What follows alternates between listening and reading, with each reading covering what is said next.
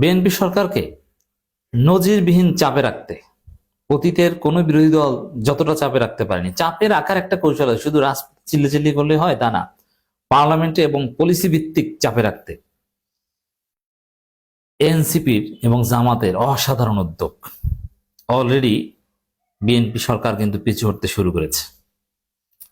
দর্শক, একটা ক্ষেত্রে তো দেখেছেন যে এলজিআরডি মন্ত্রী সালাউদ্দিন আহমেদের চাইতে বড় মন্ত্রী এবং সালাউদ্দিন আহমেদের চাইতে বড় বিএনপি নেতা, বিএনপি মহাসচিব, তিনি বলেছেন যে পুলিশ হত্যার তদন্ত করা হবে এবং বিভিন্ন জায়গায় পুলিশের হেডকোয়ার্টারে ইঙ্গিতও দেওয়া হয়েছিল যে পুলিশ হত্যার তদন্তের উদ্যোগ নেও। সমস্ত গণমাধ্যমে এসেছিল। যেই এনসিপি জামাত আঙ্গুল বাঁকা করেছে, এখন সালাউদ্দিন পিছু হচ্ছেন, বলছেন যে না না না না, কোনো তদন্ত হবে না, সুরক্ষা নিশ্চিত, যারা পুলিশ হত্যা করেছে তারা বীর, কোনো সমস্যা নেই। বিএনপি সরকার এই নীতি ঘোষণা করেছে। এটা হচ্ছে জামাত এনসিপির ধোলাই খেয়ে। এখন জনমনের শঙ্কা যে আসলে জুলাই গণহত্যার বিচার হবে কিনা, গুম খুনের বিচার হবে কিনা। সবচেয়ে জোরালো শঙ্কা যে ট্রাইব্যুনালের বিচার নামকাওয়াস্তে চললেও গুম খুনে জড়িত যে সেনা অফিসার, তাদের বিচার হবে না, তাদেরকে সিস্টেমে ওয়াকার বাঁচিয়ে নিবে।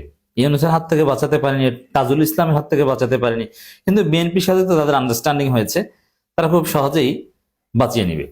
এরকম একটা চিন্তা, এরকম একটা ধারণা জনমনে আছে। তো এই জায়গায় দর্শক, এনসিপি জামাত এমন উদ্যোগ নিচ্ছে, এই জায়গায়ও বিএনপি সরকার পিছু হতে বাধ্য হবে। এর মানে জুলাই গণহত্যায় আওয়ামী লীগের বিচার করতে, গুম খুনে জড়িত সেনা অফিসারদের বিচার করতে সরকার বাধ্য হবে, নইলে দেশ চালাতেই পারবে না, ক্ষমতাই টিকবে না। এমনিতেই গ্রেটার সোশ্যাল কন্ট্রাক্টে আছে জামাত, বিএনপি, এনসিপি। দেখেন, কন্ট্রাক্টে আছে, ইটস ট্রু, কিন্তু এটা মৌলিক কিছু বিষয়ের উপর কন্ট্রাক্টে আছে, কিন্তু কিছু কিছু ফুরু আছে যেগুলোর উপর কন্ট্রাক্ট নাই। এগুলো হচ্ছে কম্পিটিশন, কে কম্পিট করে কে কতটা আগিয়ে থাকতে পারে, কাকে কতটুকু চাপ দিয়ে কে কি আদায় করতে পারে। তো দর্শক, এই জায়গায় গুম খুনের যে বিচার, এটা নিয়ে জনমনে সবচেয়ে জোরালো শঙ্কা। বিশেষ করে আওয়ামী লীগ নেতাদের জামিন হওয়া, এটা নিয়ে আরো বেশি শঙ্কা। দেখেন, এই জামিনের ব্যাখ্যাটা আগে দিই। জামিন হচ্ছে, আবার তাদেরকে ধরাও হচ্ছে। যারা জামিন পেয়েছে এরা এই দৌড়ের উপরেই থাকবে। জামিন এটা একটা অধিকার, এতে অবশ্য হঠাৎ করে এই জামিন পাওয়া এটা বিএনপির সাথে তাদের সমঝোতার ফল, কিন্তু তারপরে জামিন অধিকার। আইনের ছাত্র হিসেবে এটা বলতে হবে যে হত্যা মামলা আসামিরাও জামিন পায়, শুধু ট্রাইব্যুনালের আসামিরা জামিন পাবে না, অন্য সবাই জামিন পাবে। অর্থাৎ জেলা আওয়ামী লীগের বা এই যে বদি কিংবা ইউনূস তালুকদার কিংবা আইভি যে জামিন পাচ্ছে, ইটস সিম্পল, এটা আইনানুগভাবেই তারা জামিন পাচ্ছে। এটা নিয়ে রাজনৈতিক প্রতিবাদ হচ্ছে, কিন্তু এই জামিন তাদের অধিকার, তারা আবার ধরাও পড়বে। এবং অলরেডি শো ম্যারেজ দেখানো হয়েছে আইবিকে, আপনারা জানেন। এগুলো এটা এই জামিন, গ্রেপ্তার, ধরা খাওয়া, এগুলোর মধ্যে চলতে থাকবে, ধরা ছাড়ার মধ্যে চলতে থাকবে। কিন্তু মৌলিক যে জায়গায় ট্রাইব্যুনালের যে বিচার, ওখানে গুম খুনের বিচার আছে এবং গণহত্যার যে বিচার, এই জায়গায় কোনো কম্প্রোমাইজ চলবে না। এই জায়গায় ভারত চাপ দিয়ে বিএনপিকে ছাড় দেওয়ানোর চেষ্টা করবে, কিন্তু জামাত এনসিপি এমন ভাবে হাতে আঠা লাগিয়ে ধরবে, এই জায়গায় বিএনপি উল্টাপাল্টা কিছু করতে পারবে না। ওই ঠিক ওই রকম পুলিশ হত্যার তদন্ত থেকে বিএনপিকে যেরকম পিছু হটাতে বাধ্য করেছে জামাত এনসিপি, ঠিক তদ্রুপ জুলাই গণহত্যা গুমের বিচার করাতে বাধ্য করবে জামাত এনসিপি। এবার দেখেন এনসিপি কি উদ্যোগ নিয়েছে, কতটা অসাধারণ। তো এনসিপি কে ধৈর্য মনে করবেন না। এরা এক বছরে যে সফলতা দেখিয়েছে, 6 জন এমপি, এবং বিএনপি সালাউদ্দিনও স্বীকার করেছেন তারা একটা পর্যায়ে ক্ষমতায় যাবে বাংলাদেশে। হ্যাঁ, এনসিপি একটা পর্যায়ে ক্ষমতায় যাবে, আই ডু বিলিভ ইট। সেই এনসিপির উদ্যোগ জুলাই গণহত্যা গুমের বিচার পর্যবেক্ষণে 14 সদস্যের কমিটি গঠন এনসিপির।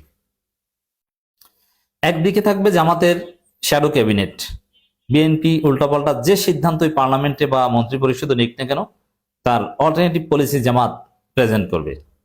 আরেকদিকে এনসিপির বিভিন্ন কমিটি থাকবে, ট্রাইব্যুনালে তারা যে বসে থাকবে, ট্রাইব্যুনালে রাষ্ট্রপক্ষ দুর্বলতা দেখিয়ে আওয়ামী লীগের খুনিদের পার করে দেওয়ার চেষ্টা করবে, কোন বিচারক পক্ষপাত করবে না। এনসিপির লিগ্যাল টিম থাকবে, তারা দেখবে, তারা প্রয়োজনে ওখানে পার্টিসিপেট করবে, প্রয়োজনে তারা নিজেদেরকে পক্ষভুক্ত করার আবেদন করবে এবং একটু পান থেকে চুন খসলেই এগুলো জাতির সামনে উপস্থাপন করবে, এগুলো পার্লামেন্টে আলোচনা হবে এবং প্রয়োজনে এগুলো নিয়ে রাজপথে নামা হবে। অসাধারণ। অতএব এনসিপির এই উদ্যোগের ফলাফল হিসেবে অগ্রিমভাবে যেটা বলা যায় যে গুম খুনের বিচার বিএনপি সরকার করতে বাধ্য হবে, নইলে তারা ক্ষমতায় থাকতে পারবে না। ঘাট ধরে বিএনপিকে গুম খুনের বিচার করাতে বাধ্য করবে জামাত এনসিপি। পরিস্থিতি সেদিকে যাচ্ছে। তো দর্শক, আর বাধ্য করা যায় কিনা, পারবে কিনা বাধ্য করতে, রাজপথে নামা ছাড়াই যে বাধ্য করা যায় বিবৃতি সহ আরো কিছু নড়াচড়া দিয়ে, এটা তো দেখেছেন যে ওই যে বিএনপি সিদ্ধান্ত নিয়েছিল যে পুলিশ হত্যার তদন্ত করবে, এরপরে পুলিশ হত্যার তদন্ত থেকে পিছু হচ্ছে এবং বিএনপি সেটা প্রচার করছে এবং এখন গর্বের সাথে বলছে না না না পুলিশ হত্যার কোনো বিচার হবে না। অবশ্যই পুলিশ হত্যার বিচার করতে গেলে 99.9% আসামি হবে বিএনপির লোকজন। আর পুলিশ হত্যার বিচার এটা তো অসম্ভব, বরং পুলিশ যাদেরকে হত্যা করেছে ওদের মরণোত্তর বিচার করতে হবে, কারণ ওরা গণহত্যাকারী। আমার 1400 জন লোককে হত্যা করেছে, হেলিকপ্টার দিয়ে গুলি করে ঘরের ভিতরে থাকা শিশুকে হত্যা করেছে, যেটা একটা যুদ্ধ ঘটনা। অতএব যাদেরকে হত্যা করা হয়েছে ওরা অপরাধী, ওদেরকে কবর থেকে উঠিয়ে পারলে আবার ফাঁসি দেওয়া উচিত। জুলাই গণহত্যা গুমের বিচার পর্যবেক্ষণে এটা one kind of shadow cabinet টাইপের, যে ওখানে বিচার ওই শ্যাডো ক্যাবিনেট যেরকম অল্টারনেটিভ দিবে ওরাও পর্যবেক্ষণ করে অল্টারনেটিভ দিবে। পর্যবেক্ষণ হাসনাত আব্দুল্লাহকে প্রদান করে, তাও আবার প্রধান হাসনাত আব্দুল্লাহ। হাসনাত আব্দুল্লাহর হুঙ্কার গর্জনে বিএনপির মসনদ কাঁপবে যদি উল্টাপাল্টা কিছু করার চেষ্টা করে। আশা করি উল্টাপাল্টা কিছু করার চেষ্টা করবে না। হাসনাত আব্দুল্লাহ কি, এটা তারেক রহমান জানেন, এটা হাসিনা টের পেয়েছে। তারেক রহমান লন্ডনে বসে দেখেছেন যে হাসনাত আব্দুল্লাহ কি। হাসনাত আব্দুল্লাহকে প্রধান করে 14 সদস্যের পর্যবেক্ষণ কমিটি গঠন করেছে জাতীয় নাগরিক পার্টি এনসিপি। এক বিজ্ঞপ্তিতে তারা এ তথ্য জানায়। এতে বলা হয়, জুলাই গণহত্যা গুমের বিচার নিশ্চিত করতে জাতীয় নাগরিক পার্টির আহ্বায়ক নাহিদ ইসলাম ও সদস্য সচিব আক্তার হোসেন নির্দেশক্রমে জুলাই গণহত্যা গুমের বিচার পর্যবেক্ষণ বিষয়ক কমিটি গঠন করা হয়েছে। অতএব এখানে ভারত হোক আর কোনো শক্তি এখানে পরিস্থিতি ঘুরাতে পারবে না। আর এনসিপির এখন প্রধান শক্তি, তাদের সাথে জামাত আছে এবং তারা জামাত ডেফিনেটলি এনসিপির এই উদ্যোগকে সমর্থন করে। জামাত আছে এনসিপির সাথে এবং এনসিপি পার্লামেন্টে আছে, এর মানে পার্লামেন্ট এবং পার্লামেন্টের বাইরে তারা প্রতিবাদ করতে পারবে। অতএব এখানে উল্টাপাল্টা করার কোনো সুযোগ নেই।